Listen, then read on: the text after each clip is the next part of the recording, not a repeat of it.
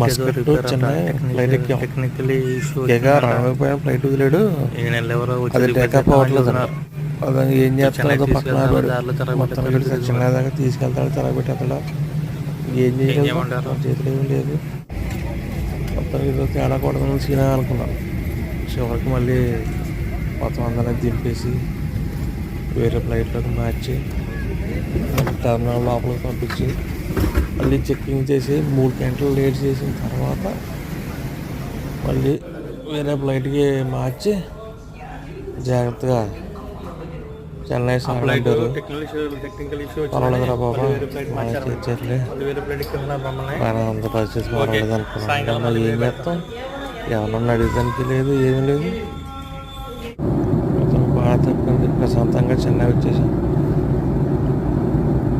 అలా జరిగింది Muscat Chennai tour.